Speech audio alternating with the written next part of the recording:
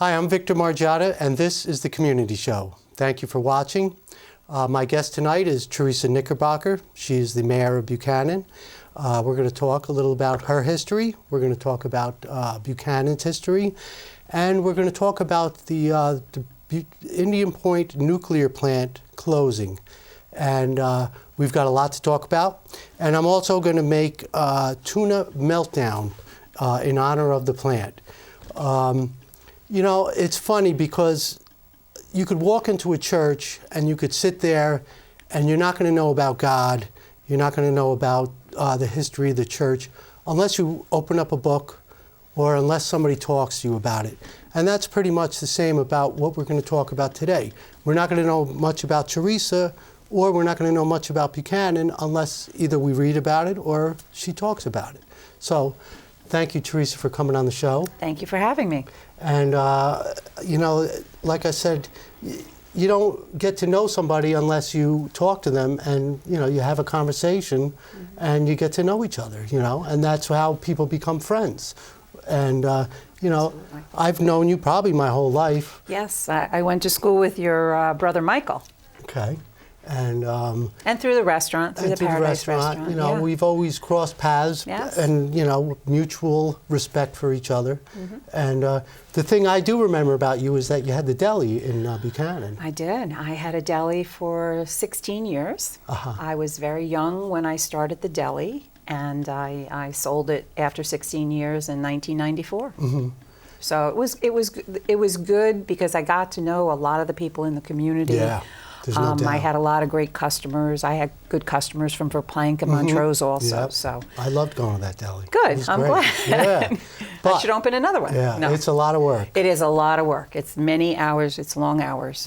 Yeah. Holidays. Well, that was, you know, I grew up at the Paradise in Verplank. Yes. Eat at the Paradise. So, you know, and just the amount of people I've met there and, you know, got to be friends with. And, you know, I am kind of a people person. My parents were wonderful. Oh, yes. I remember them well. Yeah, they they were really were the good best. people. They were really unbelievable, you know, and they raised 10 kids, you know. And they did a good job raising all 10 yeah, kids. Absolutely, yes. It was good people, real good. hardworking people. Yeah, it was awesome. So talk a little bit about growing up in Buchanan. Okay, I've lived in the village of Buchanan over 60 years. I've lived on the same street over 60 years. Wow. And I think it amazes some people because, you know, there's so much mobility in society today, and I Right. just, Yeah. I like where I am. Yeah. I love living in the village of Buchanan. My family is there, my friends are there. Yeah. I have strong roots there. Yeah. My grandparents, my great-grandparents lived there, my grandparents, so we're like 4 or 5 generations Yeah. Oh, that's cool. living there. Yeah. My grandfather, my mother's father, came to this country from Greece, and when he came here, of course, he came through Ellis Island, and he didn't speak English, and so he, you know, came and he learned the language and married my grandmother. Wow. And they had 8 children. And so the children were born in the house that I live across the street from now, the family house. And my mom, so they were all born in the house. So my mom has lived on Henry Street for over, well, it'll be 90 years. Mom will be 90 November 25th. All right, happy birthday. So, yeah, thank you. Oh, that's great. So, you know, obviously we like where we live. We never thought of moving anywhere else. No, I know. I mean, I've lived in a few different places, but Verplank to me, That's your home. it is. That's your home. I love it, you know, and I love the small town feel. And we're only an hour from the city. All you got to do is jump on the train, and you're in the biggest city in the world. That's right. And in beautiful Hudson Valley, Yeah. Hudson River Valley. So yeah, It is. it's a great place to live. When I was growing up, we all knew one another. It's like the families knew, everyone knew everybody, and so it was great. It was a great community. The kids in the neighborhoods, we all played together. We had a camp at the time. It was a very small camp. It was like in the summertime, maybe from 9 to 12, but it was more arts and crafts. And Mrs. Carbone would run the camp in the village. Now the camp is much bigger. It's a full day. It's 6 weeks, you know, and we have a great camp. It's a great service. I mean, and then it gives the older kids a job. Right. You know, and it's just It incredible. keeps the kids busy for 6 weeks in the summer. They get bored, so it's it's good for them. They go to our pool. And the they pool, swim lessons, so it's a good thing. It's awesome. It's a great thing. And then that we on have. the other end, you got a great senior citizen program. Yes, the senior citizen program is very active. They do a lot of trips, and it's a great group of people. Yeah. They're very nice people, and they all get along, and Yeah. it's very good. It is. And it's good for the seniors to get out at least once a week to be able to socialize, and so and it's a fun group. They're a good group. So we were talking about the history of Buchanan. Yes. It became its own entity in what year?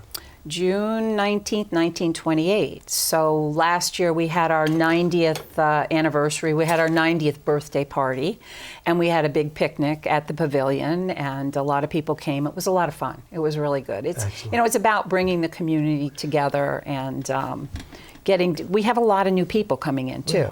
So it's good when we have these community events because people get to know one another.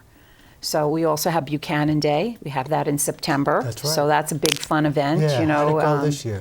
Good. Yeah. Bouncy castles, all that good stuff. And we had a great announcement from Senator Harcum. We got $125,000 from the senator to refurbish our pavilion. Awesome. So it was a good day. It was a good day. It's always fun. Yeah. I used to go on the bouncy castles, but I'm shying away from that. Well, and it is important to keep the history alive. Absolutely, because we have to, it gives us a feeling of belonging, like we're a part of. And everybody wants to be a part of. Everybody wants to be part of a community, so that's what we have. Yeah. And we're seeing now a lot of young people coming from either lower Westchester County. They're moving into Buchanan because, Buchanan's a great place to raise a family. It really is. And it's also beautiful. Good for our seniors because it's a safe place for them to live also. So we have a nice combination of new families and young families and, our seniors too. For sure. So I'm going to start cooking. Okay, great. All right. So I have the fresh parsley I'm going to mince. And we're going to add, now what I did, I like to cook the celery and onions.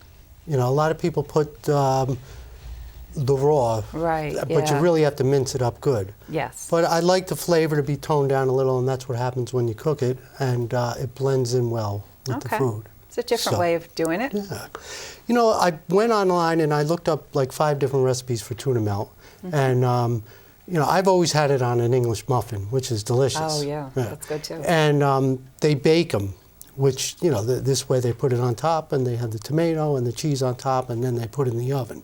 So because we don't have an oven here and we have this, we're going to make it like grilled cheese, which is kind of the same. So everything will melt. But what got you interested in running for mayor? I was on the board 1994 to 1998. I took a break, but I just saw some things in the community I didn't like.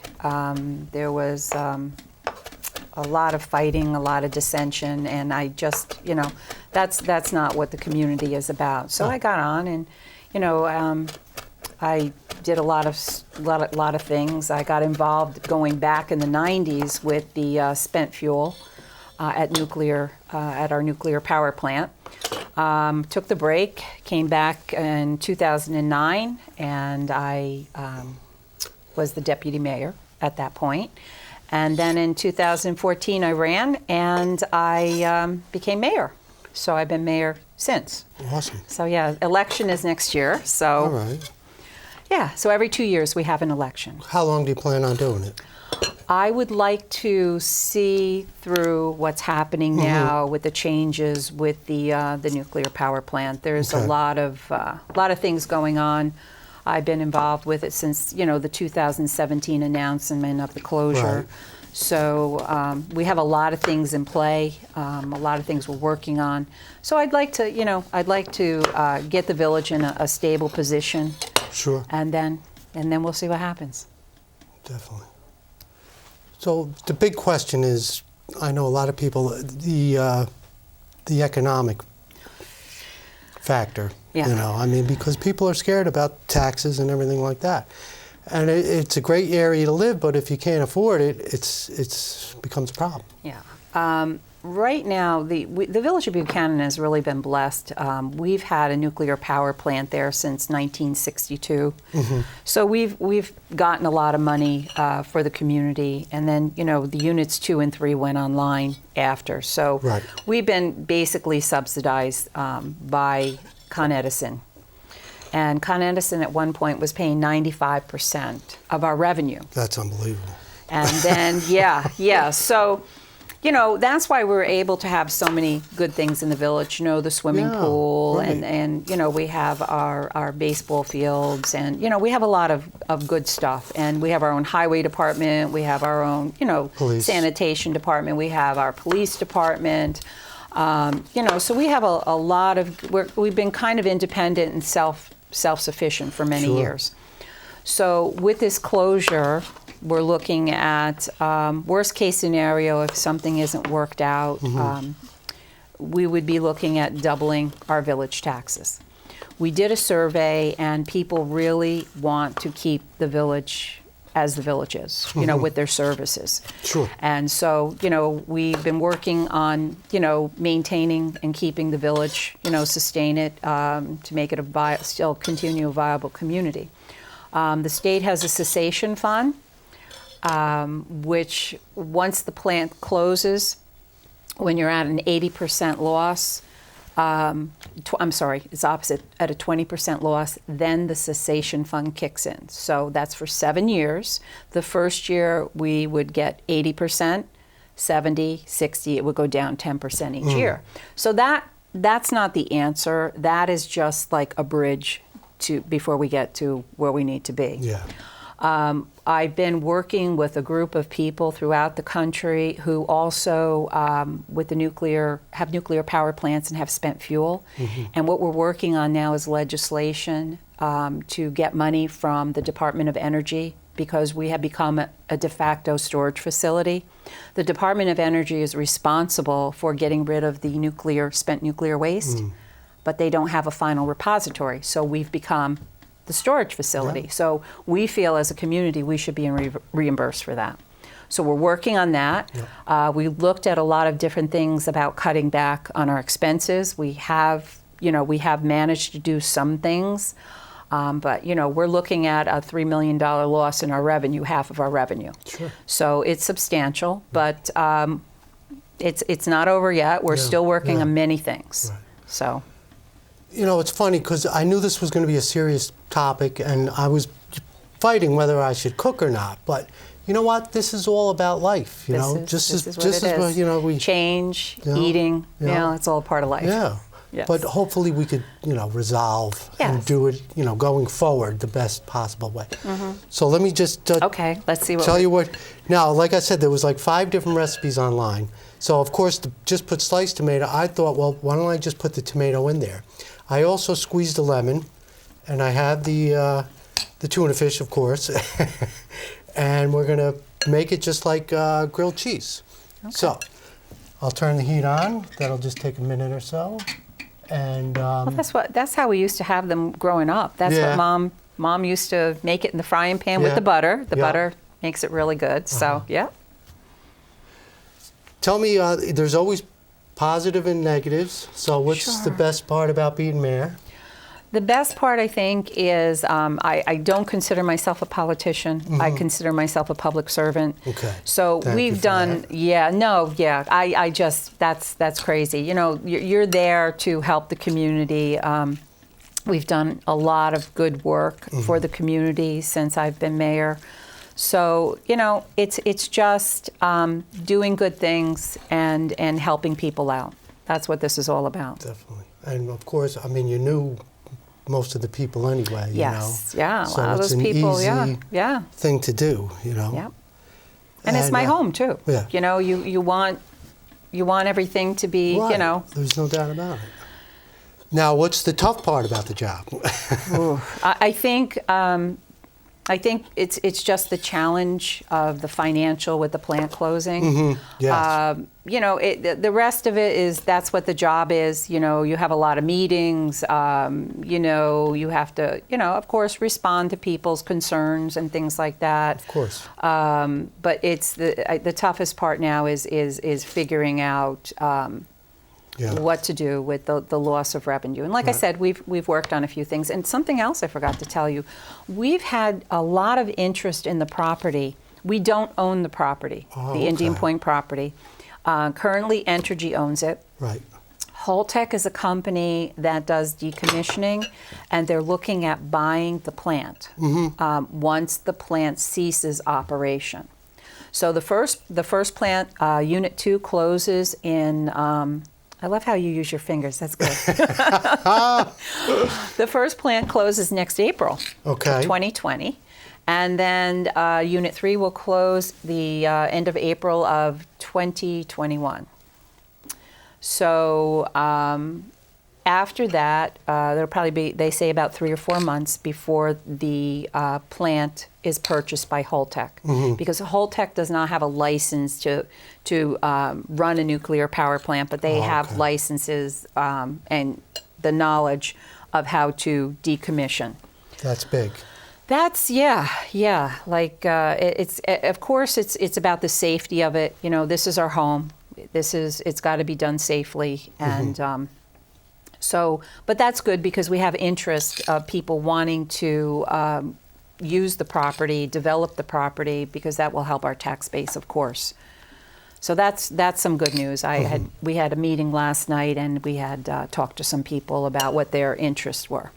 But that won't happen until, you know, the property can be released, and the NRC is the one that makes the decision when the property can have unrestricted release. But it's not the whole property. So there's sections of property that will be able to be used. The middle section where the nuclear power plants won't be able to be used for quite a while. Okay. So yeah, so there's a lot going on. There's just a lot going on. I don't remember. It was before my time, but that place was an amusement park at one time? Yes, it was an amusement park. The Dayliner owned it, and people would come up the river, and they would come to the amusement park. Like, I was too young, so I don't remember. No, I don't but I've heard stories about me too. A lot. It was employment for a lot of the people. I know. I believe it was Johnny Ritt would sell fruits and vegetables over there. You know, and there was just people from the community that had jobs there. So in the mid-50s, the plant it stopped. They stopped, with the amusement park, and in the mid-50s, Con Edison bought it. And they started constructing the nuclear power plant. The nuclear power plant, Unit 1, went online 1962, and it was one of the first commercial nuclear power plants within the country to go on. So we've kind of always been known to having the smallest, being the smallest community with nuclear power plants. So that's how we've been known. So now we're looking to reinvent ourselves. You know, what are we going to be? You know, what are we going to be now? Yep. Well, in a positive outlook, the plant has always done great things for the area. There's no doubt about it. Yeah, not only the Village of Buchanan paying the taxes, but, I can honestly say they were a good corporate neighbor. Not only did they, they gave money for the Buchanan Day, but, our library in Montrose there, they funded that. The Peekskill Rotary Club, Guiding Eyes for the Blind. I mean, they were, as a corporate, they were good at sharing money and helping different organizations. So they have been very generous, not just with the village. I want people to understand that they have been very generous. I just hope we can find another corporation or another company that comes in that's as generous with helping the community. But that remains to be seen. Can it still be a nuclear plant? Is that an option? It could have been. Right. Entergy is not interested in doing that. But what happened is they spent over 10 years, and I believe it was $20 million No, it was $10 million a year, and they were trying to get licensed through the state to be able to use the Hudson River. And after 10 years, that was it. So they spent over $200 million to try to be relicensed because nuclear power plants need water to cool, or they need to have cooling towers. So, Yeah, that was a big issue. So it was the state that kind of, you know, put the squash on that. Yeah. I mean, I grew up on the Hudson River, and I'll never forget first or second grade seeing a picture on Time magazine of the Hudson River, and it didn't look good. There was fish floating, and there was garbage, and and all I could think was, how can they let that happen? I mean, we really do have to be. It was a lot of pollution. Yeah. There was a lot of pollution. So, people try to blame the plants. That it wasn't just, there was a lot, had up the river pollution. There was a lot of pollution at the time. And, now I think it's the cleanest it's been in it's beautiful. a long time. I mean, thank God for the river keepers and for people that do, that worry about the river, we also have to remember that river keeper was a litigant in getting the power plant closed. Yeah. So they just felt it, it hurt things. But it was funny too, because I mean everybody in the area wanted the plant. Yeah. And there was always people outside the area that would come in and almost like try to save us from ourselves, Yeah. You know what? Growing up, for the first plant, I was not old enough. But growing up, I knew just about all the people that built that plant. They were good people. Yep. They lived in the community, so it was not only tax-wise and whatever else, but jobs. It brought a lot of jobs. We're looking at 1,000 good-paying jobs that'll be lost once the plant is closed. So it's kind of sad. Yeah. It's a big part of our history in the area. Even for Plank, Montrose, it's a big part of our history. There's no doubt about it. But change is coming, and so we will see what happens on that property next. So in reading the tips on how to do it, somebody said along with the butter, they also put olive oil in there. Really? Yeah. So it would stop the butter from burning. So I do have it on a little high. Well, you're the cook here, so I'm gonna have to listen to you. Again, like I said, you could have a recipe, but then you're always, the option is always to put your own twist to it too. But that's interesting how you chopped up the tomatoes in there. I think that was pretty. Yeah, this way good. For me it was so that it didn't slide around. If I had the tomatoes sliced, it would have been. Oh yeah, when you flip them, they go all over the place. Yeah, then it slides around. So this way. Good. So now, for your future, you're obviously going to stay in Buchanan. Yeah, at this point, sure.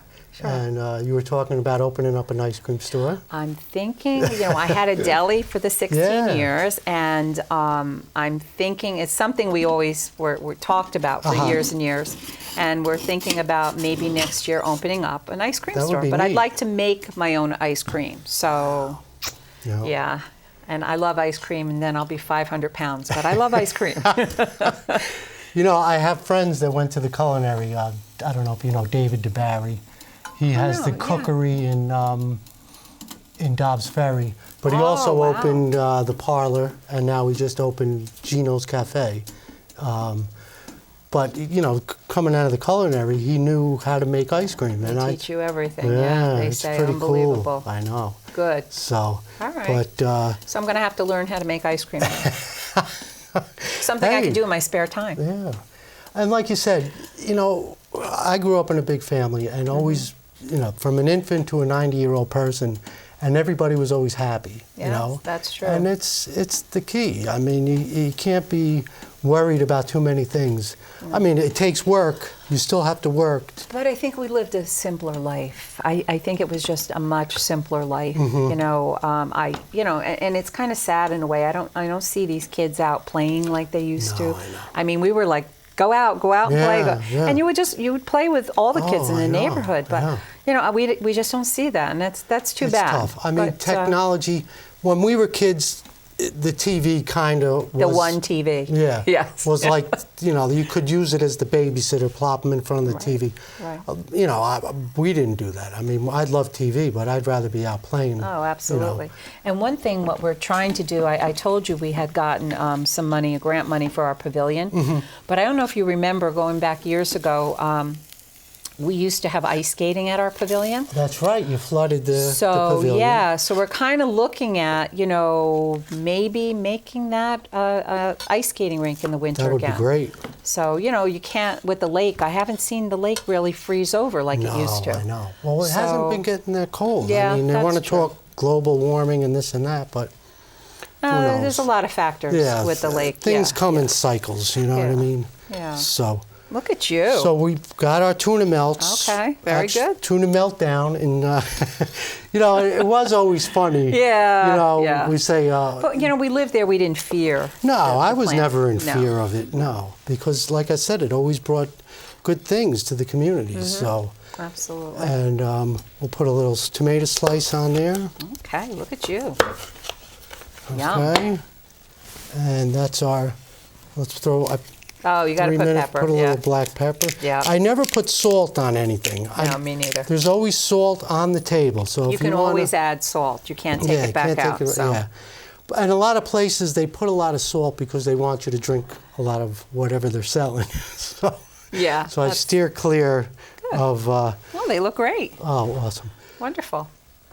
So what are you going to do for your mother's 90th birthday? We're having a birthday party. Excellent. I surprised her on her last one. This one, I don't want to surprise her because I want her to tell me who she wants to have there. So, she's pretty excited about it. Excellent. So, it'll be fun. 90's a big one. Yeah, she wants to live to be 100, she's told me. And I said, you go, Mom. Yeah. You go for it. Well, I think when we're young, we always want to be around, but you go.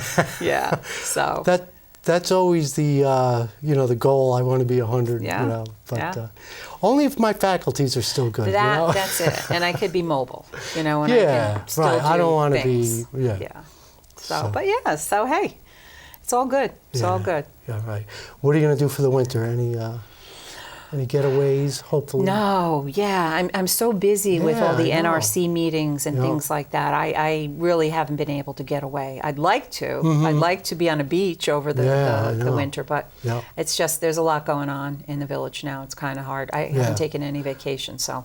Well, I appreciate your dedication and it's hard my work. home. It's our home, you know. So, and they're good people, and that's why I work so hard, and that's why I fight so hard. They're all good people. Yeah. So, right. And we'll keep going. Yeah. I think in the end, I think we're going to be okay. I think so. It's just the between now and then. It's just, but like I said, we've worked on a lot of things, and we'll continue to work on things. Yeah. So we're doing our best. That's all. Yeah. All right. Well, I appreciate you coming on the show. Well, thank you so much for having me. All right. It was fun. Okay, so we have 1 minute. What do you want to talk about? What do I want to talk about? Oh my goodness. I've talked about the village. Yeah. I've talked about my family. I don't know. I can't. What else would you like to know about me? Well, I'm an open book today. The fact that you came on the show, it's a privilege and an honor to have you here. But the other thing was, now the police department, I know it's going to be hard with the budget and all. Now, that's not an option to cut. The residents want to, I've lived there all my life. Okay, I am spoiled like everyone else. I want my services, just like everyone else. We checked on some of the things. We did check. If we went to have someone else pick up our garbage, if we went to a different, it was the same price. So we checked with the county, and it was only a savings of a couple $100,000. So the savings and things, we did our due diligence. That's perfect. All right, thank you so much. I appreciate it. Thank you. All right, I'm Victor Margiotta. Thanks for watching.